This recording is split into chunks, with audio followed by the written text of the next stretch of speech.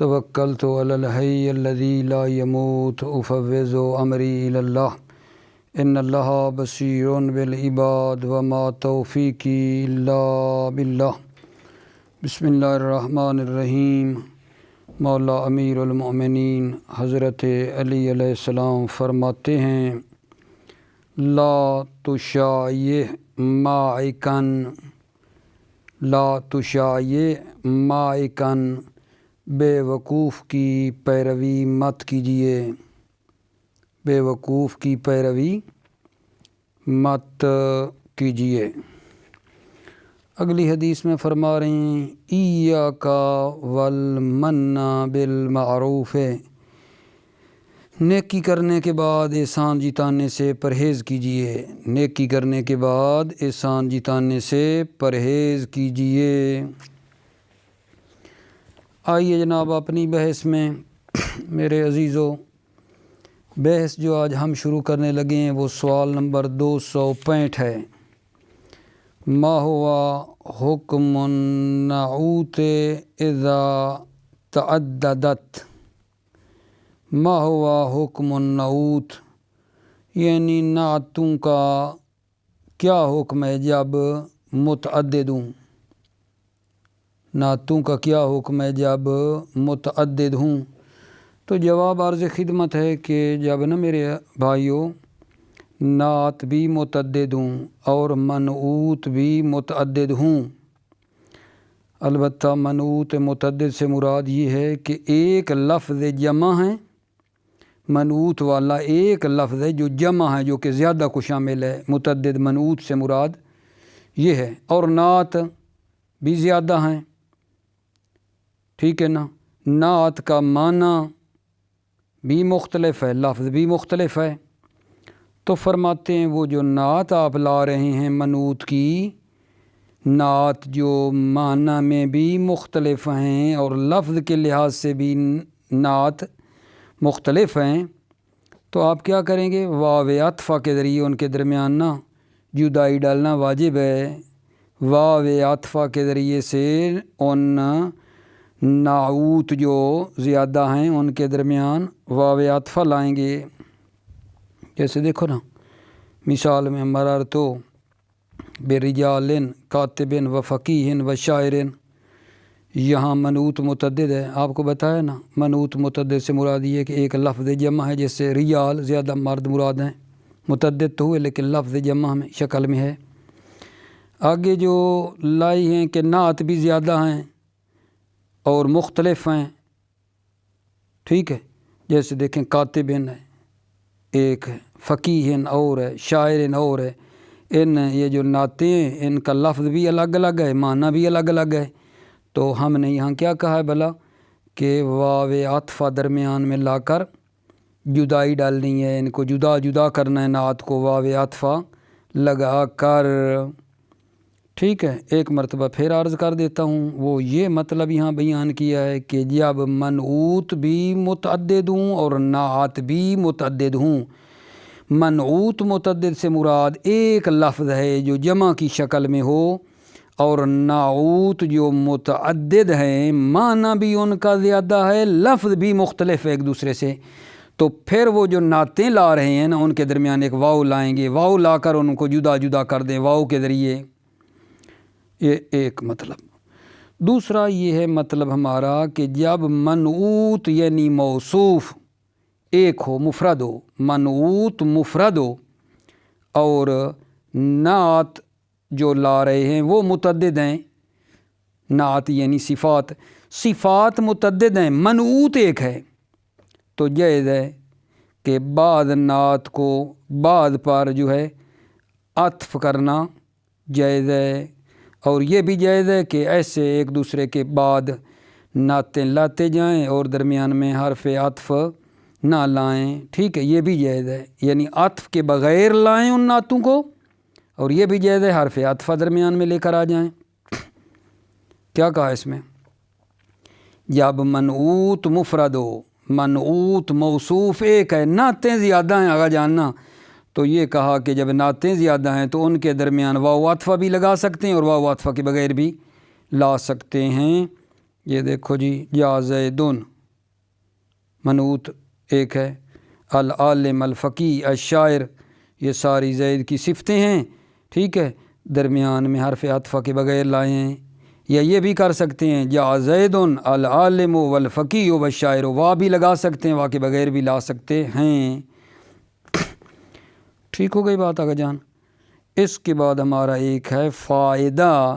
فائدہ میں یہ بتا رہے ہیں آگا جان کہ جب اسم اشارہ تثنیہ ہو، جمع ہو، ٹھیک ہے، اور پھر اس کی نعت اگر ہم لاتے ہیں، ٹھیک ہے نا، تو پھر وہاں یہ جو ہم نے کہا تھا واو عطف لائیں گے، منعوت متعدد ہے کیونکہ تثنیہ ہے، جمع ہے اسم اشارہ، اور نعتیں بھی متعدد ہیں، تو اوپر تو ہم کہہ چکے ہیں وا کا لانا واجب ہے، لیکن یہ جو اسم اشارہ ہے، اسم اشارہ کی نعت ہے، یہ اس اوپر والے حکم سے کیا ہے آگا جان؟ مستثنا ہے۔ اوپر والے حکم سے جو کہا تھا کہ منعوت متعدد ہوں اور نعتیں زیادہ ہوں تو نعتوں کے درمیان وا کا لانا واجب ہے، اسم اشارہ کی نعتیں اگر زیادہ آئی ہیں، کون سا اسم اشارہ جو تثنیہ ہے یا جمع ہے، تو پھر ان کے درمیان میں وا لائنا، ان کے درمیان وا نہیں لانی ہے۔ ٹھیک ہے میرے آگا جان۔ اذا تعددت، بسم اللہ الرحمن الرحیم، مطلب آگا جان، اذا تعددت النعوت والمنعوت، جب نعت متعدد ہوں، نعت یعنی صفات، والمنعوت اور موصوف بھی متعدد ہوں، واختلف معنی النعت ولفظہ، نعت کا معنی اور لفظ نعت جو ہے وہ مختلف ہو، نعت کا معنی اور لفظ نعت مختلف ہو، وجب، اذا کا جواب ہے، وجب تفریقہ بعطف بعضہ علی بعض، وجب تفریقہ، تفریق فاعل ہے وجب، وجب تفریقہ، نعت کا جدا جدا لانا واجب ہے، بعطف، عطف کے ذریعے، بعضہ علی بعض، بعض نعت کو بعض پر عطف کے ذریعے جدا کرنا واجب ہے۔ نحو مررت برجال کاتب و فقیہ و شاعر، ٹھیک ہے، رجال منعوت متعدد ہے، جمع کی شکل میں آیا ہے، کاتب و فقیہ و شاعر نعت زیادہ ہیں، واو درمیان میں لائے ہیں، لانا بھی واجب ہے۔ مررت برجال، میں رجال مردوں کے پاس سے گزرا، ٹھیک ہے، جو جن کی صفت یہ تھی کاتب اور فقیہ اور شاعر تھے۔ وَإِذَا كَانَ الْمَنْعُوتُ مُفْرَدًا وَتَعَدَّدَتْ نَعُوتُهُ جَازَ أَنْ يُعْطَفَ بَعْضُ النَّعُوتِ عَلَى بَعْضٍ، جب منعوت مفرد ہو، دوسرا مطلب ہے اس سوال کا، جب منعوت یعنی موصوف مفرد ہو، وَتَعَدَّدَتْ نَعُوتُهُ، اور اس منعوت کی نعتیں متعدد ہوں، جازا ان یعطف بعض النعوت علی بعض، جائز ہے بعض نعتوں کا بعض پر کیا کیا جائے گا جان؟ عطف کرنا جائز ہے، وجاز ان لا یعطف، اور یہ بھی جائز ہے کہ عطف نہ کیا جائے۔ نحو جاء زید العالم الفقیہ الشاعر، زید منعوت آپ کا ایک ہے، اس کی نعتیں سے مراد صفتیں ہیں آگا جان، صفات، العالم الفقیہ الشاعر یہ زیادہ متعدد تھیں، واو یہاں نہیں لائے ہیں، عطف درمیان میں کوئی نہیں لائے، اور یہ بھی جائز ہے وہ العالم والفقیہ والشاعر، جاء زید العالم والفقیہ والشاعر، یعنی واو بھی لا سکتے ہیں۔ فائداتن، یستثنی نعت اسم الاشارۃ المثنی والمجموع، اسم اشارہ جو تثنیہ ہے اور جمع ہے، اس کی نعت کو استثناء کیا گیا ہے۔ یستثنی نعت اسم الاشارہ، اسم اشارہ کی نعت کو استثناء کیا ہے۔ اسم اشارہ کون سا؟ المثنی والمجموع، جو تثنیہ ہے اور جمع ہے، ٹھیک ہے۔ کیا مطلب استثناء کیا گیا ہے؟ یعنی اس کی جب نعتیں آپ زیادہ لا رہے ہیں تو درمیان میں وا لائیں، نہیں، اس میں ایسا نہیں ہے۔ فلا یقال، پس نہیں کہا جائے گا مررت بہذین، یہ آپ کا موصوف ہے، اس میں اشارہ ہے، ٹھیک ہے۔ اس کی نعتیں الطویل والکثیر، واو کے ذریعے، یہ کہنا ٹھیک نہیں ہے۔ فلا یقال نہیں کہا جائے گا مررت بہذین الطویل والکثیر، ولا، ٹھیک، یعنی ولا یقال، اور یہ بھی نہیں کہا جائے گا کیا بلا مررت بہؤلاء، یہ جمع کی دی ہے، اس میں اشارہ جمع ہے۔ آگے الشاعر والکاتب والفقی، یہ بھی نہیں کہا جائے گا علی سبیل النعت، نعت کے طور پر یہ نہیں کہا جائے گا۔ تو کیا کریں پھر ان کا الطویل والکثیر، ہؤلاء، شاعر، کاتب، یہ جو واو لے کر آئے ہیں، ان کا پھر کیا کریں اگر نعت بنانا صحیح نہیں ہے تو کیا کریں؟ وَإِنَّمَا يُقَال عَلَى سَبِيلِ الْبَدَلِ، انما یقال کہا جائے گا علی سبیل البدل، بدل کے طور پر کہا جائے گا، یعنی آپ کہہ سکتے ہیں کہ الطویل والکثیر بدل ہیں ہذین کے، شاعر، کاتب، فقی بدل ہیں ہؤلاء کے، بدل بنائیں، او عطف بیان، یا عطف بیان کی بنا پر ہے یا بدل کی بنا پر کہا جائے گا، لیکن آپ ان کو نعت نہیں بنا سکتے، بدل یا عطف بیان کی بنا پر کہہ سکتے ہیں، ٹھیک ہے میرے عزیزو، ٹھیک ہے نا۔ آپ کہیں گے کیا فرق پڑ جائے گا بھلا؟ بھائی نعت نہیں بنا سکتا، بدل بنا سکتا ہوں، تو کیا فرق پڑ جائے گا؟ نہیں، اگر ہم بدل بناتے ہیں تو بدل فقط اعراب میں ما قبل کی پیروی کرتا ہے، مرف اور نکرہ میں طبیعت اور پیروی لازم نہیں ہے بدل میں، بدل میں فقط اعراب کی پیروی ہے، باقی مرف اور نکرہ میں نہیں ہے، جبکہ صفت میں تو آپ جانتے ہیں پیروی کرنا ضروری ہے، یعنی فرق پڑ جائے گا مطلب پہ، ٹھیک ہے نا۔ نعت بنائیں تو اس کے اپنے قانون ہیں، بدل بنائیں گے تو بتایا آپ کو اس کا تھوڑا الگ ہو جائے گا مطلب، ٹھیک ہے یا نہیں؟ یہ مطلب میرا پہنچا یا نہیں؟ آخری فائدہ والا بھلا کہ اس میں اشارہ، تثنیہ اور جمع جو ہے یہ منعوت ہو، اور اس کی نعت جب لائیں، ٹھیک ہے، تو وہ اوپر والے حکم سے مستثنیٰ ہے، یعنی پھر آپ واو کے ذریعے عطف کر کے نعت نہیں لا سکتے ہیں، ٹھیک ہے۔ نعت وغیرہ تو نہیں بنے گی، البتہ بدل وغیرہ اس کا بن جائے گا، عطف بیان بن جائے گا، یہ بات کر رہے ہیں نا ہم لوگ اس میں۔ آگے آ جاؤ، 266 نمبر سوال آگا جان، سوال پڑھتا ہوں۔ مل مرادو بقطع نعت، قطع نعت سے کیا مراد ہے؟ قطع نعت سے کیا مراد ہے؟ ٹھیک ہے نا۔ جواب عرض خدمت ہے، قطع نعت سے مراد یہ ہے، ٹھیک ہے، کہ نعت کو رفع دے دیں اس بنا پر کہ وہ خبر بنے مبتدا معذوف کی، یا نعت کو نصب دے دیں اس بنا پر کہ وہ نعت مفعول بہ ہو فعل معذوف کی۔ میرے عزیزو، قطع نعت سے کیا مراد ہے؟ قطع نعت سے مراد یہ ہے کہ نعت کو رفع دے دیں، خبر بنے مبتدا معذوف کی، یا نعت کو نصب دے دیں، ٹھیک ہے، کہ وہ کیا بنے بھلا؟ مفعول بہ بنے فعل معذوف کا۔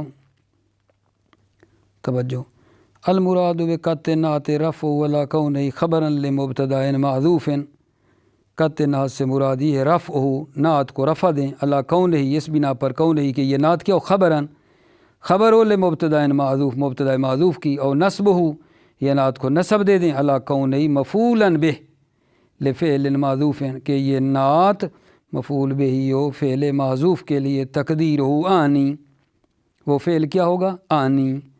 مثال بتا دیتا ہوں آپ کو یہاں ہی کچھ، الحمدللہ الحمید، ٹھیک ہے، نعت بنائیں گے نا تو للہ کیونکہ مجرور ہے نا، الحمدللہ الحمید، یہ بھی ٹھیک ہے۔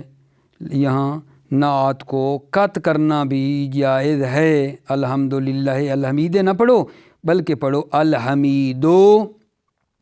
اچھا، جب پڑھو گے اسی مثال میں الحمدللہ الحمیدو، آپ نے الحمیدو والی نعت کو للہ سے کیا کیا ہے؟ قط کیا ہے، تو حمیدو پڑھیں گے، کیوں کہو گے یہ خبر ہے مبتدائے معذوف کی، یا حمیدہ پڑھو گے کیونکہ کہو گے یہ مفعول ہے آنی کا، ٹھیک ہے، وہ مرضی ہوگی آپ کی۔ المراد بقطع النعت رفعه ولا کون خبرا لمبتدا معذوف، قطع نعت سے مراد یہ ہے نعت کو رفع دینا ہے، علی کون کہ یہ نعت خبر ہو لمبتدا معذوف، مبتدا معذوف کی، اور نصب ہو یہ نعت منصوب ہو علی کون ہی مفعولا بہ، اس بنا پر کہ یہ نعت مفعول بہ ہو لفعل معذوف، فعل معذوف کے لیے، تقدیر ہو اس کی تقدیر ہو آنی یعنی میں قصد کرتا ہوں۔ ٹھیک ہو گئی بات آقا جان؟ اگلا سوال پہ آپ دھیان دیجئے، 267 میں کیا کہا جا رہا ہے؟ متی یجوز قطع النعت، نعت کا قطع کرنا کب جائز ہے؟ متی یجوز قطع النعت، نعت کا قطع کرنا کب جائز ہے؟ اوپر تو کہا نا کہ نعت کو قطع کرنے سے مرادی ہے، تو اب بالآخر ذہن میں سوال ہے اگلا کہ آقا جان نعت کو آپ کہہ رہے ہیں نا قطع کرنا جائز ہے، کب قطع کرنا جائز ہے؟ جواب، نعت کو قطع کرنا جائز ہے جب نعت کا ذکر کرنا منعوت کے لیے لازم نہ ہو۔ نعت کو قطع کرنا جائز ہے، نعت یعنی صفت آقا جان، صفت کو موصوف سے قطع کرنا جائز ہے، یعنی اس والا اعراب نہ دیں، ٹھیک ہے؟ کب قطع کرنا جائز ہے؟ جب نعت کا ذکر کرنا لازم نہ ہو منعوت کے لیے، جب نعت کا ذکر کرنا منعوت کے لیے لازم نہ ہو، جیسے بلا نعت جس سے ضم کا ارادہ کیا جائے یا مد کا ارادہ کیا جائے یا ترحم کا ارادہ کیا جائے، یہ ہو تو پھر اس کا ذکر کرنا ضروری نہیں ہے۔ نعت کو قطع کرنا جائز ہے جب نعت کا ذکر کرنا منعوت کے لیے لازم نہ ہو، جیسے وہ نعت کس کے لیے؟ ضم کے لیے ہے، مد کے لیے ہے، ترحم کے لیے ہے، تو اس کو آپ قطع کر سکتے ہیں۔ فوائد میں کیا کہیں گے؟ فوائد میں کہتے ہیں کہ آقا جان جب نعت کا ذکر کرنا لازم ہو، مثلاً منعوت کی توضیح کے لیے آئی ہے، منعوت کو معین کرنے کے لیے آئی ہے، یا جناب علی منعوت کو پختہ کرنے کے لیے ہے، یا منعوت کے ابہام کو دور کرنے کے لیے آئی ہے، تو یہاں نعت کا قطع کرنا جائز نہیں ہے۔ دوبارہ سننا، جب نعت کا ذکر کرنا لازم ہو، جیسے منعوت کی تعیین کے لیے ہو، یا منعوت کو پختہ کرنے کے لیے ہو، یا منعوت کے ابہام کو دور کرنے کے لیے ہو، تو نعت کا قطع کرنا جائز نہیں ہے۔ اور اسی طرح ہے آقا جان، کیا مطلب؟ یعنی قطع کرنا نعت کا جائز نہیں ہے جب منعوت نکرہ ہو، جب منعوت نکرہ ہو نا تو پھر بھی نعت کا قطع کرنا جائز نہیں ہے۔ جیسے اس مثال میں مررت برجل فاضل او فاضلن، ٹھیک ہے، یعنی قطع کریں، یہ نہیں ہے بلکہ کہنا چاہیے بل فاضلن، مررت برجل فاضلن، اس فاضل فاضلن کو رجل سے قطع نہیں کر سکتے ہیں کیونکہ منعوت ہمارا نکرہ ہے، ٹھیک ہے۔ پھر اس کے بعد اگلا فائدہ پڑھوں گا، اس کا پہلے ترجمہ جناب۔ یجوز قطع النعت اذا لم یکن ذکرہ لازما للمنعوت، نعت کو قطع کرنا جائز ہے اذا لم یکن ذکرہ لازما، جب نعت کا ذکر کرنا لازم نہ ہو للمنعوت، منعوت کے لیے، جیسے جناب کالنعت الذی یراد بہ الضم او المد او الترحم، جیسے وہ نعت جس سے ضم کا ارادہ کیا جائے یا مد کا ارادہ کیا جائے یا ترحم کا ارادہ کیا جائے، نحو الحمدللہ الحمید او الحمیدہ، ٹھیک ہے، الحمدللہ الحمید او الحمیدہ، تو یہاں بلا کیا کام کیا آقا جان؟ حمید و حمیدہ کو یہاں اس نعت کو قطع کر لیا ہے ہم نے پیچھے سے، فوائد اما اذا کان ذکرہ لازما کتعیین المنعوت، اما اذا کان ذکرہ لازما، اما جب نعت کا ذکر کرنا لازم ہو، اما اذا کان ذکرہ لازما، ذکرہ یعنی نعت، اما جب نعت کا ذکر کرنا لازم ہو، کتعیین المنعوت، جیسے منعوت کو معین کرنا، منعوت کی توضیح دینا، نحو اثنى العلماء علی نابغۃ الظبیانی، علماء نے مدح اور سرائی کیے علی نابغۃ الظبیانی۔ نابغہ جو ہے نا ایک شاعر ہے، زمانہ جہلی میں تھا، ظبیانی اس کی صفت ہے، تو ظبیانی تو نابغہ کی وضاحت کر رہی ہے، یہاں حذف آپ اس کو قط نہیں کر سکتے ہیں یہاں، ٹھیک ہے نا، اثنى العلماء علی نابغۃ الظبیانی، او تقریر ہی یعنی منعوت، یا وہ نعت منعوت کو پختہ کرنے کے لیے ہو، نہ وہ ضربتہ ضربۃ واحدۃ، یہ واحدۃ جو ہے، یہ ضربۃ جو ہے منعوت، اس کو پختہ کرنے کے لیے میں نے اس کو مارا، ضربۃ واحدہ، ایک ضرب ماری، اور رفع ابہام ہی، یا وہ نعت کیا کرتی ہے آگا جان، رفع ابہام ہی، منعوت کے ابہام کو کیا کرتی ہے، دور کرتی ہے، یا یہ نعت منعوت کے ابہام کو دور کرتی ہے، نہ وہ خاذ ھذا الفارس غمرات القتال، مل شہدی خاذ ھذا الفارس، یہ جو فارس ہے یہ صفت ہے ھذا کی، الفارس صفت ہے ھذا کی، ٹھیک ہے نا، کیونکہ یہ ھذا کے ابہام کو دور کرنے کے لیے آئی ہے، خاذا چلا گیا تہ میں، فرو رفت، ھذا الفارس یہ گھوڑے سوار، غمرات القتال جنگ کی سختیوں میں چلا گیا، یعنی جنگ کی سختیوں میں داخل ہو گیا، وارد ہو گیا، ٹھیک ہے۔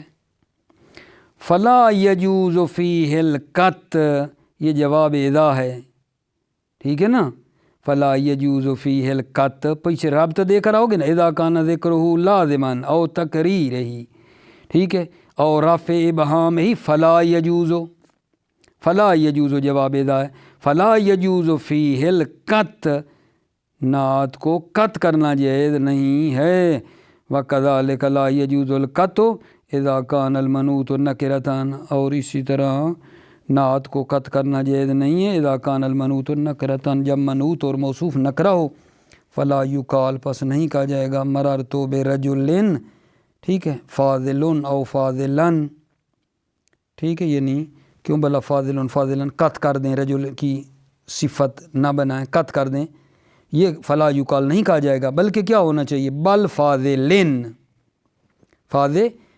کر کے اس کو پڑھیں، یعنی اس کو قط نہیں کرنا، ٹھیک ہے۔ اس کے بعد جناب علی ہمارا فائدہ نمبر 2 ہے، آپ کی توجہ کا خصوصی طالب ہوں، وہ کیا ہے بھلا، مطلب یہ ہے میرے بچے عزیز، جب دو عامل مختلف ہوں یا ان دونوں کا عمل مختلف ہو، جیسے ایک دوسری مثال میں آ جائے گا، ٹھیک ہے، تو نعت کو ان دو عامل کے جو معمول ہیں دو، ان سے نعت کو قط کرنا واجب ہے۔ دوبارہ میری بات سننا، اذا اختلف العاملان، جب دو عامل مختلف ہوں یا ان دو عامل جو ہیں ان کا عمل مختلف ہو، تو یہ جو دو عامل کے دو معمول ہیں، ان کی جو نعت ہے نا، دو عامل کے دو معمولوں کی جو نعت ہے، اس کو قط کرنا واجب ہے، ٹھیک ہے۔ اچھا، وہ جو نعت ہے اس پہ پھر کیا پڑھیں گے، خبریت کی بنا پر مبتدا معذوف مان کر اس کو خبر بنا لیں گے، خبر والا اعراب دے دیں گے، یا اس نعت کو مفعول بنائیں گے، ایک فعل مقدر آنی بنا کر.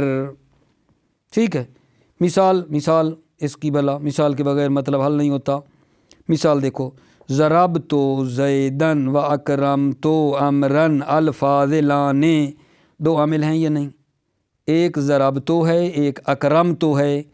دونوں کے معمول کون ہے؟ ایک ضربتو کا معمول زیدن، اکرمتو کا امرن.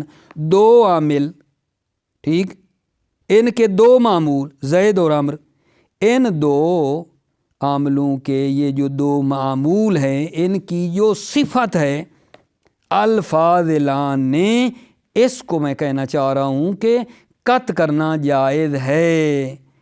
زیدن امرن دو معمولوں کی جو یہ الفاضلان نہ آتی ہے، اس کو مطلب ہے قط کر دیں. پچھلے والا اعراب منعوت والا نہ دیں، اس کو قط کر دیں. یعنی کہیں ہما مبتدا بنا کر الفاضلان نے، یا جناب علی آنی کا مفعول بنائیں. آنی پھر فاضلان نہیں ہوگا، الفاضلین نے آنی کا مفعول بنا لیں گے، وہ آپ بہتر جانتے ہیں.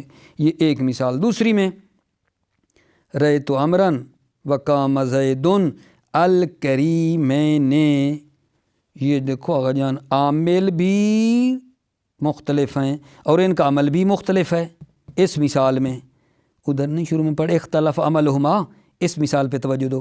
رأیت امرن وقام زیدن الکریمین. ایک رأیتو ہے، اس نے امرن مفعول کو نصب دیے. قام زیدن دوسرا عامل قامہ ہے، زید اس کا فاعل ہے. ٹھیک ہے نا. اب یہ جو ہے ان کا دو معمول امر اور زید جو ہیں، ٹھیک ہے، کہ عامل بھی متعدد ہیں اور ان کا عمل بھی مختلف ہے، تو ان کے دو معمولوں کی جو صفت ہے الکریمین، اس کو بھی قط کرنا واجب ہے. ٹھیک ہے نا. اس کو آپ الگ کر دیں گے، پیچھے والا اعراب نہیں دیں گے اس نعت کو. ٹھیک ہے. کیوں بھائی؟ کیوں ہم پچھلے والا اعراب موصوف والا نہیں دے سکتے؟ اتباع کیوں نہیں کرا سکتے صفت موصوف کی؟ کیونکہ توجہ کیوں اتباع نہیں کرا سکتے؟ کیونکہ دو مختلف عامل، ٹھیک ہے نا، جو معنی کے لحاظ سے مختلف ہیں، ان کا ایک معمول کے اوپر مسلط ہونا لازم آتا ہے. ایک ہی جہت واحد سے مراد یعنی صفت ہونے کے لحاظ سے. دوبارہ سننا دلیل کو کہ کیوں ہم اس جگہ کے اوپر صفت کو موصوف والا اعراب نہیں دے سکتے، اتباع نہیں کروا سکتے، بلکہ قط کر رہے ہیں. کیوں؟ کیونکہ جواب یہ ہے آغا جان کہ دو عامل جو مختلف ہیں وہ کیا آغا جان ایک معمول کے اوپر مسلط ہو جائیں، یہ لازم آتا ہے. ٹھیک ہے. ایک جہت یعنی صفت ہونے کے لحاظ سے دو عاملوں کا ایک معمول پر مسلط ہونا جائز نہیں ہے. اس وجہ سے یہ بات ہے. ٹھیک ہے. یہ ایک مطلب ہے دوسرے فائدے میں. پھر اگلا یہ ہے کہ جب عمل مختلف ہو اور عامل ایک ہو. عمل مختلف ہے، عامل ایک ہے، اور اس ایک عامل کا عمل جو ہے وہ کیا ہے؟ مختلف ہے. تو پھر جب آپ نعت لا رہے ہیں تو اس کا بھی قط کرنا واجب ہے. جب عمل مختلف ہو اور عامل واحد ہو. ٹھیک. عمل مختلف، عامل واحد. اذا سے مطلب بتا رہا ہوں، اذا اختلف العمل والعامل واحد میں عمل مختلف ہے، عامل ایک ہے، یہاں بھی نعت کا قط کرنا واجب ہے. ضرب زید امرن الشاعران نے. ٹھیک ہے. اب ضربا آگا جان، ٹھیک ہے، فعل ایک ہے، عامل ایک ہے ضربا، عمل اس کا مختلف ہے. زید کو اس نے رفع دیا ہے، امرن کو اس نے نصب دی ہے.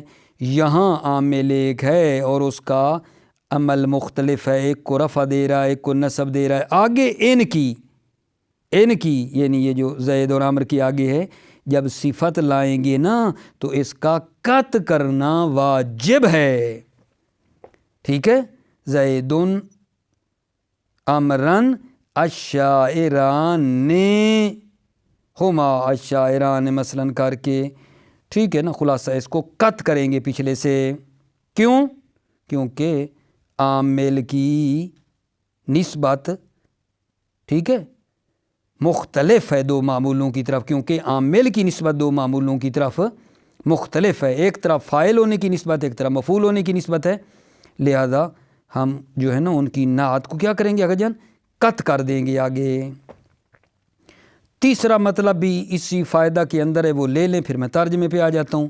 وہ یہ ہے کہ جب دو عامل ہوں، دو عامل، ٹھیک ہے، اور وہ دو عامل معنی کے لحاظ سے بھی متحد ہیں، عمل کے لحاظ سے بھی متحد ہیں. دو عامل ہیں، متحد ہیں معنی کے لحاظ سے بھی اور عمل کے لحاظ سے بھی. تو یہاں جو ان دو عامل کے معمول کی نعت ہے نا، اس کو مطلب ہے پیروی کرانا موصوف کی، ٹھیک ہے نا، کوئی مسئلہ نہیں ہے، جائز ہے، کروا سکتے ہیں. اور نیچے کہا ہے کہ اس جگہ پر بھی نعت کا قط کرنا جائز ہے. ٹھیک ہو گئی بات؟ توجہ فرمائیے، مطلب دقیق ہے، توجہ. اذا اختلف العاملان او اختلف عملهما یجب قط نعت معمولہما شامل لہما. اذا اختلف العاملان، جب دو عامل مختلف ہوں، او اختلف عملہما، یا ان دو عاملوں کے عمل کیا ہو؟ مختلف ہو. جب دو عامل مختلف ہوں یا ان دو عاملوں کا عمل مختلف ہو، یجب قط النعت معمولہما، تو نعت کو قط کرنا واجب ہے معمولہما، ان دو عامل کے دو معمولوں کی نعت کو قط کرنا واجب ہے، واجب. الشامل لہما، وہ نعت جو شامل ہے لہما، ان دو عاملوں کو.